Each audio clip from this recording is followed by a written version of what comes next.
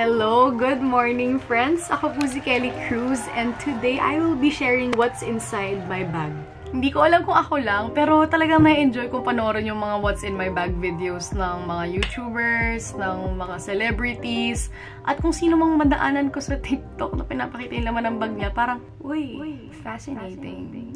Feeling ko, isa na akong tanyag na YouTuber pag gumawa ako ng what's in my bag. Feeling ko ito na, it's official. I'm officially a YouTuber. Another reason bakit ako gumawa ng ganitong klaseng video, ay feeling ko, etong bag na to, hindi lang to basta bahay. Isa rin siyang bahay, isa rin siyang pharmacy, isa din siyang laundry, isa din siyang eskwelahan, isang establishmento na nakakatulong sa ibang tao. So siguro itong vlog na to, paraan na rin para ipakita ko sa mga magnanakaw dyan na wala kayong masyadong makakuha sa akin. Unless gusto nyo ng panali sa buhok, ayun, medyo marami-rami po tayo dito. Candy, wipes, tissue, napkin, tabi mo, ako na. So anyways, let's go straight to the point for this video. Wala talaga akong tinatawag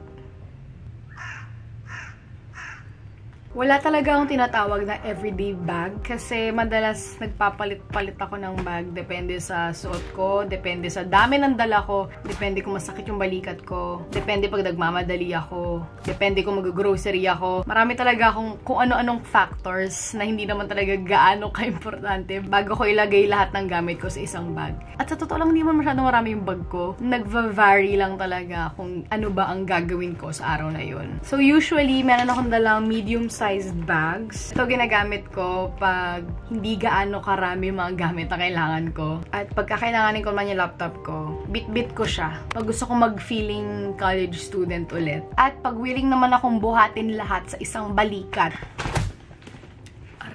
I go for the bigger bags kung saan kasya yung laptop sa loob. Pero syempre, for this video, isang bag. Dahil ito ang gamit ko, ito ang bag na huhukayin natin ngayon. So, let's begin. This bag is a vintage Balenciaga. Bigay lang to ng auntie ko. Favorite part ko sa bag na to, aside from being able to carry so much stuff without looking super bulky, ang dami niyang pockets. Kunyari, naglalakad-lakad sa mall, tapos kailanganin ko bigla ng pabango. Ayan, di ba? Parang, ayun, hindi ko na kailangan. Gets? At dahil sinimulan ko na sa pocket na to, sabihin ko na rin kung ano pang laman dito. Panty liner. Hindi ko na siguro kailangan na-explain. Front pocket. Ang daming nangyayari. Para siyang mini bag. Ang dami ng laman niya. Meron ako ditong 2 extra face masks. Dio lotion. Hindi ko alam bakit magkaiba yung brand na binili ko, but you never know when you're gonna need it. Snail White sunscreen. Ang gusto ko dito, meron silang binibenta na sachet lang. Very on the go. Packlight hair tie. One of many. Hintayin nyo lang. Sure ako. Kaya ganyang kakapal dyan. Puno na ito.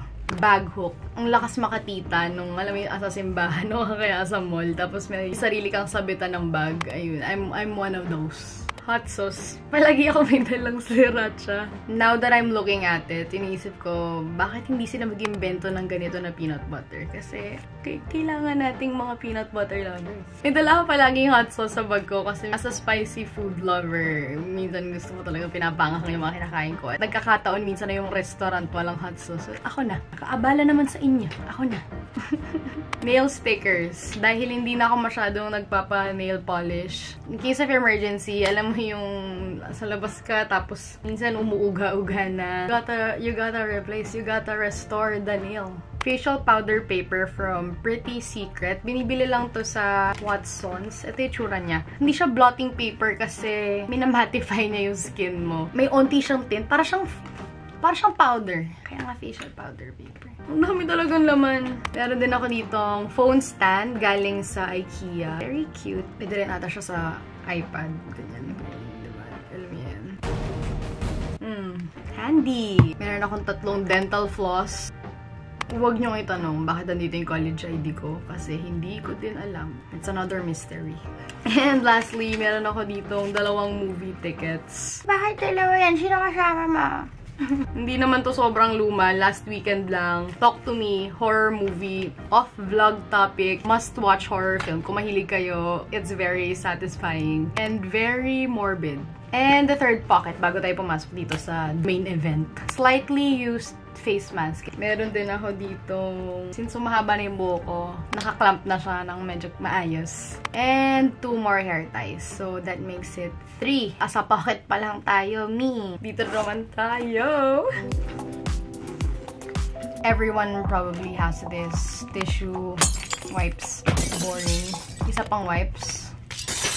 Boring. Ballpen na purple kasi minsan maarte ako, gusto boring din. Alcohol number 1 and alcohol number 2. Parehong pink kasi napakakikay ko pagdating sa mga gamit. Palagi ako nakaitim pero karamihan ng gamit ko pink. I always go for the alcohol na may kasamang moisturizer or yung mabango kasi ang sakit sa ulo ng iba. Next, madalang siyang nasa bag. Minsan nasa bulsa, madalas hawak ng kamay. Isa pang cellphone. Extra phone? Di rin eh. Pampabigat. House keys. Susi ng kwarto, susi ng gate, emergency cash. Super important siya para sa akin. Piso, emergency cash, band-aid, at mga mini notes na binibigay sa akin minsan. Next time na natin pag-usapan. Yeah! Next, my super handy brush na meron ding mirror. Hair tie number, hindi ko na alam. Hair tie number, hindi ko na alam. Hair clip. Itong salamin na to, hindi ko masyado sinusuot kasi sumasakit yung ulo ko. Hindi ko alam bakit. Pagkabayad ko, ba't parang mali? Ba't parang nagbago na agad yung labo ng mata ko? Ba't parang hindi to yung pinag-usapan natin kanina? Isa pang salamin. Palagi ako may dalang shades, pero binili ko to as a headband, hindi talaga para bigyan ng shade yung mata ko. Isa pang ballpen, black naman yung ink. Isang banig ng antihistamine. Palagi ako may dalang antihistamine kasi medyo na-trauma na ako dati. Inaatake ako ng allergy sa labas tapos wala akong gamot talaga. Pero ngayon, naging supplier na lang ako nito since di na ako masyadong ina-allergies. Pag may nakita ako dyang sipunin, pag may nakita ako dyang kamot na ng kamot, may nakita ako dyang bahing na ng bahing, huwag mahiyang magtanong kung may carry ba dyan. Kung may carry ba dyan. I got you. Sabi ko nga kanina, para akong pharmacy, isa akong butika. Isa lang to sa gamot na makikita nyo ngayon. 25 pesos, pambili ng corneto. Isa pang panay ng buhok. Buti na lang magaan lang to. Biyaya! Treat yourself sometimes. Another black pen. Always 0.3. Hindi ako masyadong magamit ang mga makakapal na panulat kasi pumapangan yung sulat ko. Kasi talaga. My vanity pouch. Besides this, meron din akong nakahiwalay dito dahil hindi siya kasha. Studio Fix Powder ng MAC. Pang mga quick retouch lang. Lip Boost from Get Ready With Me. Recently ko lang tong tinry. Nabudol ng TikTok. Very affordable. Very easy to use. Very smooth sa lips. Hindi siya drying. I love it. Promise mabango ako ah. Mabuti ng handa kesa nangangamoy. Band-aid. Just in case mapaltosan. Alam ko last na yung ballpen kanina. May isa pa dito. Another hair clip and a lip balm from Nivea. Hindi ko ito masyado gusto kasi hindi ko masyado bet yung formula or masyado lang siguro mainit sa Pilipinas at natutunaw siya habang kinakabit sa bibig hanggat sa nakaya mo na siya. Bago ko i-share yung onting natitira na lang dito, halongkatin na rin natin tong laman ng vanity kit ko. Kasi it's my one precious gem of the love of my life of forever and ever. Kunin nyo na lahat ng mga pinakita ko sa inyo, wag lang to. Ito yung current staples ko. Siyempre, ayoko naman magdala ng isang katerbang makeup pag lumalabas kasi hindi naman talaga natin kakailanganin yon. First, Strokes Face Flash. Pangalawa ko na to, it's super easy to use. MAC Squirt Lip Plumping Lippy. Sa totoo lang, medyo nire-regret kong bilhin tong shade na to kasi nung tinry ko yung pink at red nila na out of stock na for ilang buwan, mas gusto ko yun. Super Goop na setting spray and also a refreshing mist spray na meron din siyang sunscreen na nakahalo sa kanya. MAC lip pencil na hindi ko lang ba't ganito yung itsura. Parang, who hurt you? Another product from Strokes. My favorite brow fixer. Clear lang yung shade kasi sa bahay ko ginagawa yung parang shadow, visible. Rare Beauty Concealer. This product is honestly pwede na. Not the best concealer I've ever tried. It does its job, so really can't complain. Pero it could be improved. Diamond Balm from Fenty Beauty. Because one highlighter is not enough. Curlash. Celetec Acne Concealer. travel toothbrush, and travel toothpaste, and more floss as someone na mahilig kumain sa labas at mahilig kumain ng mga pagkain na maraming onions, pati garlic. Kailangan ko talaga na may toothbrush ako lagi sa bag. Hair comb, dahil may hairbrush na tayo doon. Hair comb naman. Mini mirror. More Dio lotion. Immune Pro number 1, Immune Pro number 2. Pag nasa labas na ako at na-realize kong nakalimutan ko ng vitamin sa bahay. Ayan. Kiko Milano Double Touch Lipstick with lip gloss. Minsan ina-apply ko siya as blush dahil nagsistay din siya ng matagal sa skin. Na-mention ko kanina na laundry ako. Opo. This is the Tide to Go liquid detergent pen. Medyo na-scratch na yung packaging niya. But this is already my 3rd pen. And to be honest, mas ginagamit to ng ibang tao kaysa sa akin. Surprisingly, nabili ko lang to sa 7-Eleven. Akala ko nung una imported product siya or something. Nakukuha lang sa balikbayan box. I-shake mo lang siya, tapos ipipress mo lang siya dun sa stain ng damit mo. Tapos onting kusot-kusot. Tapos wala na. Back the color of the beginning. Ano daw? Meron pa ako dito, ibuprofen at paracetamol. Para sa mga nasasaktan na dyan. Andito ako. Tutoy, wagabi sabihin na dalam. Siyam na bobby pins kasi marami din pala kasing nagagawang magandang hairstyle with the use of a few bobby pins on your head. More floss. Another floss na medyo mas high-tech kasi meron siyang bristles. Makeup brush nag-iisa para kung meron ako ditong bit-bit na eyeshadow. Ayan, madali, diba? Ganun. Extra baby toothpaste. Mga libre-libre lang sa mga hotel. Nail file and nail cutter. One of the worst feelings in the world ay pag biglang sabit yung kuko mo tapos you have to deal with it for the rest of the day. Walang kahit anong kuko na makakagambala sa araw mo. Pag nandito ako. I got you. Sabi sa'yo, I got you. Face stick from BLK. I use this as sometimes contour, sometimes I mix it with a blush. But most of the time, I use it for the edges of my eyes para lang may onting shadow. Palagi yung meron dalang gunting kasi as an OC girl, pag may nakikita akong sinulid sa pantalon ko, kaya sa damit ko, o sa damit ng iba, aalukin kong gupitin. Another main function of the scissors I bring with me is pangbukas ng chichirya. More bobby pins. More panali ng buhok. And of course, some feminine wipes. Hindi ko na kailangan i-explain. Next, as a huge snacker, as a Kelly na laging gutom, meron ako dito.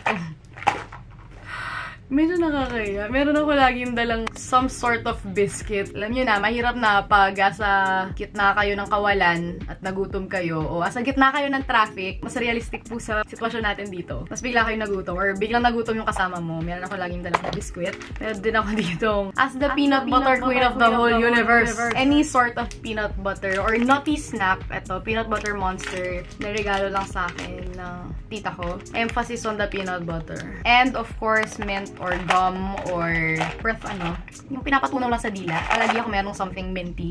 And of course, last but not the least, I have here my wallet, which is already 7 years old. It's very, very dear to me kasi this was gifted to me by my parents when I turned 18 years old. At pinakustomize pa nila to when they went to Europe. KHC. Kelly ha chicken. Gamit na gamit itong wallet na to, kaya hindi na rin siya sa best state niya. At ako, pagdating sa wallet, para na rin siyang bag kasi kung ano-ano yung laman niya. Meron ako dito mga cards, Kumi, Krispy Kreme, Starbucks, Wildflower, SNR, Landers, Robinsons, SM. Medyo nagtutunog tita po ang ate Kelly natin dito ha. I have some cash, boring. Mga debit and credit card, boring. Palagi din ako ditong may dalang antihistamine para sa mga bahing ng baheng. Buscopan Venus. Pag tinatamaan ng dysmenorrhea, you know where to go, you know who to call. Hindi ko alam paano ko ito i-explain. Meron ako dito mini coloring pencils. Feeling ko, once in this lifetime, kakailanganin ko ang coloring pencils. Pag nagkita tayo sa labas, tanongin nyo naman, meron ka bang coloring pencils dyan? Para naman, alam mo, ilang taon ko na tong bit-bit dito. Hindi pa rin siya nagagamit. Kailanganin nyo.